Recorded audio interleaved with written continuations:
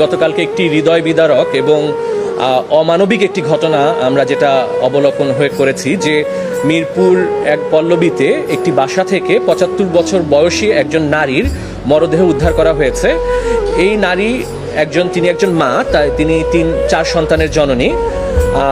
তার মরদেহটি পচা অবস্থায় এবং পোকামাকড় লাশটিতে পোকামাকড় সহ পাওয়া গিয়েছিল এবং পুলিশ প্রাথমিকভাবে ধারণা করছে যে এই বাসাটিতে নারী ৭ থেকে ৮ দিন আগে তিনি মৃত্যুবরণ করেছেন।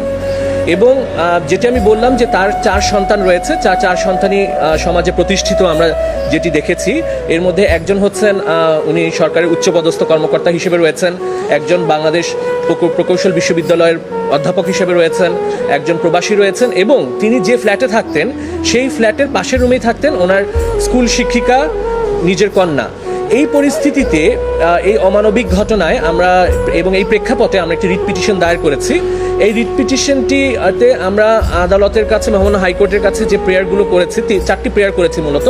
প্রথমটি হচ্ছে যে এই যে হৃদয় বিদারক অমানবিক ঘটনাটা ঘটেছে এখানে কোনো মানবাধিকারের লঙ্ঘন হয়েছে কি না, কারণ আপনারা জানেন যে Bangladesh universal declaration of human rights 1948 সালের যেটা আমরা সার্বজনীন মানবাধিকার ঘোষণাপত্র এটা স্বাক্ষর করেছে এবং এই ইউনিভার্সাল ডিক্লারেশন অফ হিউম্যান রাইটসে বলা আছে যে প্রত্যেক নাগরিকের বেঁচে থাকার অধিকার রয়েছে। এখন তিনি যেভাবে মৃত্যুবরণ করেছেন আপনারা দেখেছেন যে তার ঘরটি খুবই আবর্জনাপূর্ণ ছিল, নোংরা অবস্থায় ছিল এবং বসবাস অনুপযোগী ছিল। এবং যিনি নার্স গিয়েছিলেন এখানে তিনি বলেছিলেন যে 1-2 বছর এই ঘরটি মনে হয় পরিষ্কার করা হয়নি।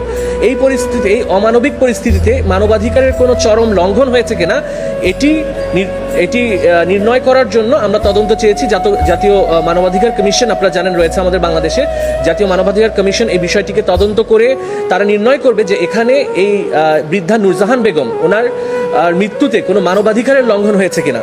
দ্বিতীয়ত আমরা চেয়েছি যে তিনি যে মৃত্যুবরণ করেছেন এখানে মৃত্যুর সঠিক কারণটি নির্ণয় করার জন্য, কারণ 7 দিন ধরে একটি লাশ একটি মহানগরের একটি গুরুত্বপূর্ণ স্থানে এভাবে পড়ে আছে কিন্তু কেউ তার খোঁজ খবর নিল না, একাকিত্ব অবস্থায় তিনি লাশ হয়ে পড়ে রইলেন। এই বিষয়টি তদন্ত করে আমাদের আমাদের দণ্ডবিধিতে যে অবহেলাজনিত মৃত্যু হয়েছে কিনা সেটি নির্ণয়ের জন্য।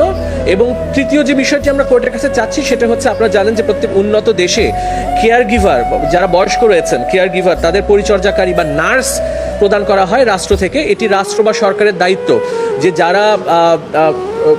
যারা বয়স্ক এবং ইনফার্ম পার্সন রয়েছে, মানে নিজেদের শারীরিক অবস্থা তারা নিজেরা দেখাশোনা করতে পারে না, তাদেরকে পরিচর্যাকারী বা নার্স প্রদানের জন্য